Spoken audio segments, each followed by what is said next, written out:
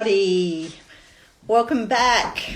Week 14 of our virtual tastings. The Farmshed East Coast Wine Centre started at the southern end of the wine region 14 weeks ago with Brim Creek, going through all 22 of the East Coast Wine region's wine producer labels. We're up to Devil's Corner this week, and we're going to head up the coast from where we are currently in the warm heart of the East Coast wine region. Next week we head further north and end up at Priory Ridge up in St Helens. All right. Hi, Jolene. Nice to see you again. Hello, everyone. Welcome. Got a couple of treats for you tonight. So just wait for a few more people to join us. Hello, it's Inga Wines. Lovely to see you. Lovely to see you. All right, hope the weather's fine in Canberra and everybody's staying safe out there. We're here by the skin of our teeth this week. Hi, Wild Hives. Rhonda Taylor. G'day. How you going?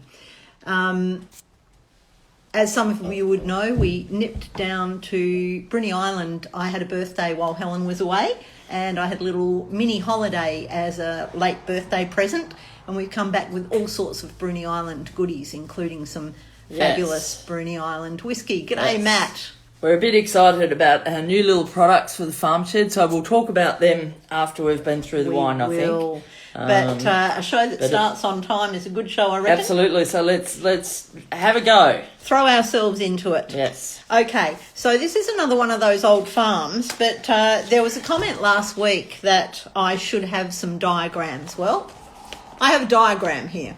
Oh dear, what does that look like? I think it looks like a duck eating a rock. Okay. Well, thanks, Utzinger. This big blob here, theoretically, plus all of this white, was the original farm that was settled by the Amos family in the 1820s.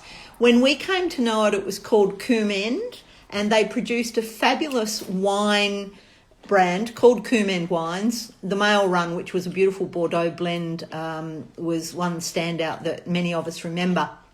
The Fenn Smiths had the farm, and they go right back to the first settlers, and they produced the wine.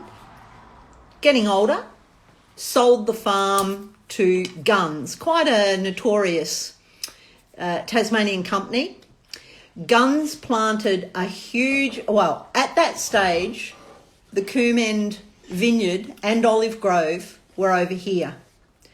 Guns planted a huge vineyard here, which is what you see today. And this is Malting Lagoon, where the biggest population of black swans in Tasmania lives. Once upon a time. So when Guns sold Coombe End, they sold it to Brown Brothers. But at that point, this little bit over here was cut off that had the original vineyard and olive grove, and that was bought by this mob here, who is Freycinet Vineyard. That's who we're doing next week. But I hope that little diagram helps. And you see, we take your feedback seriously. For those who ask for it. Yep, you got it. You got it. So the Brown Brothers brought it in 2010. Now, I think it's the only wine producer in the East Coast wine region that isn't owned by a local. So they are from Victoria. However, they are one of the oldest. They're the oldest family-owned winery in Australia. They've been in the wine business for 130 years, and they're up to their fourth generation. Now, we have been fortunate enough to meet Ross Brown, third generation. And Judy. And Judy Brown, who've been incredibly supportive of the development of the farm shed and encouraging, very encouraging, good big thinkers. You know, the more people drinking East Coast wine, the better. And we agree with that. So at the moment, I'm not sure whether the name's going to change from Brown Brothers, because the fourth generation are in a very active management role at present, and it's all the Brown Brothers' daughters. So I don't know whether it's going to become Brown Brothers' daughters. Might put that to Ross over dinner sometime. Anyway, Catherine... There's no McLeods in there. No, but another story. Catherine Brown is the winemaker. Carolyn Brown and Emma Brown are full-time in the business, and Eliza and Cynthia Brown are on the board of directors. So there you go.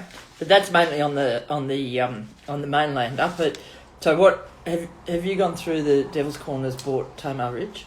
No. Okay, so when Brown Brothers entered Tasmania, how they actually entered was they bought a whole conglomerate of vineyards from the Guns company when Guns were sort of getting into a lot of trouble. So the main stable that they bought was actually Tamar Ridge Wine. So that's where their headquarters are in Tasmania. It's where their winery is. So the Devil's Corner Winery is actually made up at the grapes are transported and made up at Tamar Ridge by Tom Wallace. Tom Wallace. So very fine winemaker. So they've got quite a number of labels. The Devil's Corner, they're keeping the Devil's Corner label as their specific East Coast vineyard label. Well, they actually pulled it out of retirement, didn't it? It was the second brand of, I think, Tamar Ridge, and it was around years ago, and then it sort of went to sleep in a bottom drawer. But when they bought this vineyard, they pulled it out of retirement and rebranded it, and there you go. So, like a lot of vineyards, or a lot of labels that we've talked about so far, they have one label that is sort of their mainstream, easy drinking, easy accessible wine, and then they have a premium label, and they might even have a reserve label on top of that. So, Devil's Corner have their 3 labels. So this is the entry-level label, and a lot of you will see this in your bottle shops. It's now the highest selling brand of Tasmanian wine in Australia, because Brown Brothers are really well established, they're really well organised, they've got a big distribution network. You'll get this through Dan Murphy's, all over the place. But the wines that we're looking at tonight are the other 2 levels of Devil's Corner. So the first one being the Resolution Pinot Gris. So the Resolution series is a black label series. So this is their middle level, if you like. So this is their Resolution Pinot Gris. The Pinot that we're going to be trying tonight is actually a Mount Amos Pinot Noir, which is their for want of a better word, their premium estate level. Yeah. And so we'll talk about that when we get to it. Let's have a bit of Pinot Gris. Okay. Well, those that know more than me... a bit more. No. Okay. You didn't put any in. We're thinking about changing these sessions Thank you. from virtual wine tastings to have an after-work drink with Helen and Subi. We feel like it's a bit like that sometimes. Okay. So it's off-dry. It's rich and generous. It's got characters of fresh pear and melon. It's nutty and spicy in complexity, and all of the grapes are hand-picked. We spoke before, some of you were with us then, about Tasmanian wines being slightly more expensive because the yield per hectare is a quarter to a half of the yield that they get on the mainland. So you've got to grow twice the area to get the same amount of grapes. Then you add that we're a cool climate winery, so you've got to grow them twice as long because we have a very long ripening season. And then you add the terrain, and that means that very few of the grapes in Tasmania are picked by machine. Most of them are like these Pinot Gris. They're picked by hand. So all the pickers come in and off they go. So I've just had a little bit of spicy Mexican dip on a bicky with my Pinot Gris, but Subi's on our trails around Bruny Island. We picked up some spicy smoked sardines. So I'm going to guess, and I'm going to give it a test right now. I'm going to guess that this is going to go fantastic with the Pinot Gris. I think it is too. Here's what it looks like. Yep. Now, and we might have a. Some of you are in Tasmania. Some of you will be coming to Tasmania in the future. put Bruny Island on your list. Bruny Island Smokehouse. Oh, yum. Yeah. Bruny Island, great spot to visit. Oh, those sardines are fantastic. Oh, my goodness. We don't get to eat sardines very often. No, we don't. But it always takes me back to Portugal. Yep. All right, Spain. that's a winner. Pinot Gris and smoked spicy sardines. That's my call for the night. Rhonda, Paul, what about you, Jolene? How's that one going down?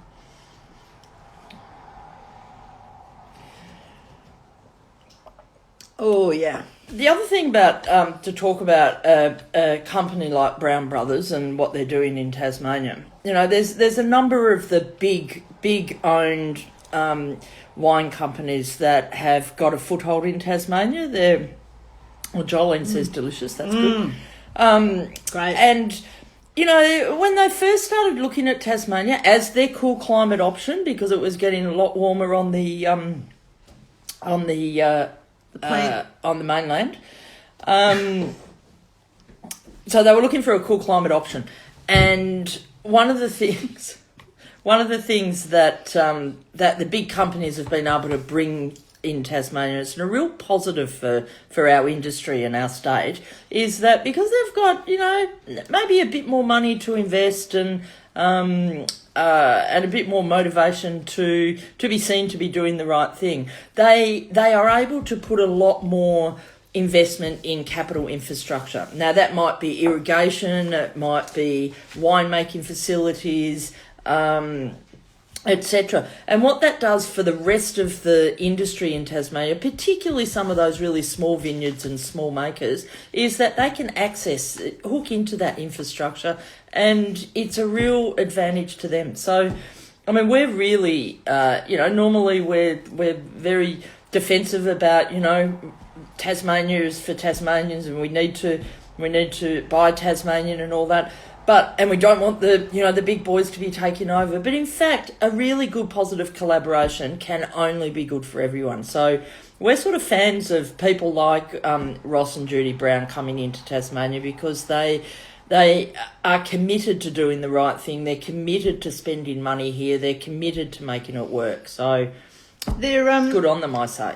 They're committed to sustainable farming. They are members of the Australia's First Families of Wine, and they remain a family business handcrafting wine. Can I just say that is the AFFW, is that right? Yep, that's what it is. AFFW, I've never heard of it. A little quote from Ross Brown. "We are a wine company with tradition, but we're not a traditional wine company. We're steeped in history, but stomping grapes for tomorrow's palate." Now, I just want to say a little thing about these brands. Some people hoo-ha and say, "Oh, poo, cheap wine, whatever." Can we just go back to that brand just for a minute? This is actually Rebecca Birrell designed this brand. Yeah, she's a graphic artist with award-winning graphic artist in Tasmania, based in Launceston, has a shack in Bicheno. Yeah. Is globally known for her designs. She's a fabulous artist. Won awards for that one. Married to a fabulous architect. So there's nothing wrong with the actual design of that label by any means. But the other thing is, we've mentioned James Halliday a few times, and both of these wines that we're trying tonight have been rated by James Halliday. And I want to also mention that entry-level range, now Dan Murphy's can sell that for cheaper than we can buy it for. So it can go out at $20 a bottle. But 2 or 3 in that range have rated highly with James Halliday. So it's not a price thing necessarily. Wines can be good without being terribly expensive, and everybody's got a different palate, we've mentioned before. Everyone's got a different pocket, and so we have wine to cater to all pockets and palates. At the Farm Shed, we do stock the Resolution series rather than their other series, because the other series is just so well known and so well available everywhere. We decided that we'll just stick to the Resolution series and the Mount Amos, and and then see where we go with We that. like to introduce people to different things. So, Helen, did you have something to say about the rating on this one? No. Oh, okay. That one also is rated by James Halliday in his 2020 wine guide. I think it got a 94 or something like that. Skippy's art, I think you should make labels for a wine company and it should be your own. Yes. Meanwhile, hope you're having a lovely breakfast in London. And hope to see you soon. I think it's time to move on, Helen. Yes. All right. So this is the Mount Amos series. Now, It's a series, isn't the it? reason we have this is every time Ross and Judy are in town, they drop into the farm shed. That's and it there. They're always on the lookout for something new and they give it a try and we have a little chat. And they were in one day and said our Mount Amos Pinot just won a trophy. So we thought we should get some and try it. We weren't aware of it even existing at that point in time.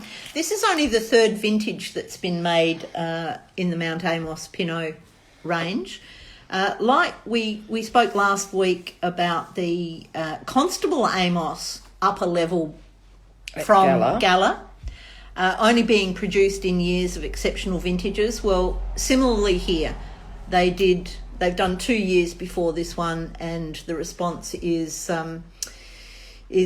really positive to this one. Now, another interesting thing about this one is Tom Wallace, we mentioned, is the winemaker, but this one's made with a basket press.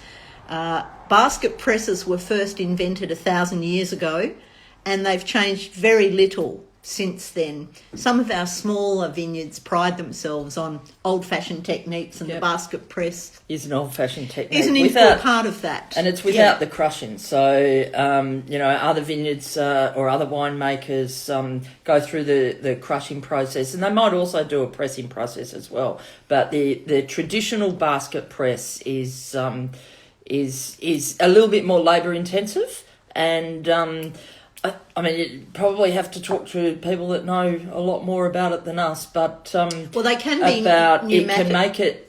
The difference that a traditional basket press can make is that it tends to retain the real essence of the flavour of the grapes rather than just getting rid of the skins and the pulp in the first sort of gives it a gritty depth. Pressing. Yeah. Gritty depth. And although that in texture, in colour, it might look like quite a light one, those that know more than us say that it's an example of the best of East Coast Tas Pinot Noirs. It's full-bodied, has a robust style, showing ripe dark berry fruits. I love them, the dark berry fruits, with hints of cedar from the quality of the oak, the French oak that it's been in. Okay, so I can tell you a bit about the awards that this wine's won. This one I know the awards of. It's definitely award-winning wine, this one. In 2019, so it's a 2017 wine, but in the 2019 National Cool Climate Awards, the Hobart Wine Show and the Royal Queensland Show all gave it a gold medal. In the Rutherglen Show, the International Cool Climate Show and the Tasmanian Show 2019, it got a silver. And it got a bronze in 4 to 5, 6 other wine shows on the mainland. James Halliday, in his 2019 awards, 2019 awards, gave it 95 points, which is anything over 90 gets in the book, so 95 is fantastic. And he talks about its length and intensity, fruit spices and lingering tannins. But he also says that this is a great wine that will be good for cellaring. Yeah, so 5 or 10 years. If you want to lay down this for 5 to 8, 9 years, it's only going to get better. Now, we have absolutely zero chance of doing that because we haven't been able to keep a wine that long at all. Well, I think we did lay some down and we put occasions on them, and we had all the occasions, and the wine's gone, and so who knows what's going to happen tomorrow. So if you're able to lay some wines down and wait the appropriate time, by all means, give us a ring if you need to get any. Give us a ring, and we'll get it shipped to you straight away. Absolutely. Now, what are we going to eat with it? Well, I'm going to have a bit of smoked trout. Bruny Island smokehouse smoked trout. I think that's going to go nicely. All right. Okay, I'll go there. Just, you probably gleaned from what we were saying then that the multicoloured Devil's Corner label has a particular market. The Resolution has a different market. And the Mount Amos has another market again. So an interesting thing happened once. We've been so fortunate to have a couple of dinners with Ross and Judy, and they're just amazing people. Anyway, they came over one night, quite a while ago now, and walked in the door, and that's lovely. And at one point, Ross said, "It's Judy's birthday." So it was Judy's birthday, and we felt very honoured to share it with her. And unbeknownst to us, and they'd agreed to come to our humble little abode for dinner, us sort of unknowns and just really little people, on her birthday. So a bit later in the night, Judy turned to... Things, before you say that, one of the things that Ross told us that night, because we just happened to be, by coincidence, having some... a butterfied lamb on the barbecue. He did. And one of the things that Ross said to us was, if you're eating lamb, you gotta have a Pinot. But you don't have to eat lamb in order to have a Pinot. No. But if you're eating lamb, you can have Pinot without lamb. But if you're having lamb, you've got to have a Pinot. So go back to your story. Lamb sausage, lamb chop, lamb anything. Yeah. We open a Pinot Pinot. and think of Ross Brown. Right. Anyway, at one point, Judy turned to Ross and said, "Ross, are you going to tell them?" And we sort of looked at each other and went, "What's..." Anyway, he turned around and he said, "Bought a vineyard today." And what then followed in the conversation was an explanation that they have different labels in their stable of labels, and they target different markets. Now, Devil's Corner and Brown Brothers aren't seen as appropriate wines to have in a restaurant. So sommeliers generally won't look at them. So they have a couple of other labels to access that restaurant market. And I think I mentioned last week, Gala target that market. That's their target market. So some of the wine producers want to be easy access, broad distribution, big numbers. Others want to target their wine to a different market, and they'll either in the making or in the instructions to the contracted winemaker, and they make almost half the wine out of the East Coast wine region, which is pretty typical for most regions. They'll say, that's where we want our wine to go. And so that's where they target the wine. You can't do good wine without good grapes. So obviously there's a huge contribution in the making of the growing of the grapes, as well as the making of the wine. So anyway, I've raved on long enough. I did put on our post that I'd explain this. I know the label's back to front, but we have just been down to Bruny Island, and we had the amazing experience of dropping in on a couple of really old friends. It turns out one of our old friends down there is now making whiskey, which we will have on the shelf in the farm shed from tomorrow. His partner... His partner is a legendary fudge entrepreneur in Tasmania. Yep. And they've specially produced this whiskey fudge. Put it up there. So it's actually called... So the whiskey is called Houndstooth Tasmanian whiskey. Will be available in the farm shed from tomorrow. And the fudge is flavoured with the Houndstooth whiskey. So Subi's the whiskey drinker in the family, so she's got the whiskey fudge here. How's it going? Look, I know it's designed to go with whiskey, but it goes fantastically with this Pinot Noir, I have to say. Let me have some. Well, as usual, we've raved on. thank you for continuing to enjoy our raves and come along with us. It's been lovely to have you all on board.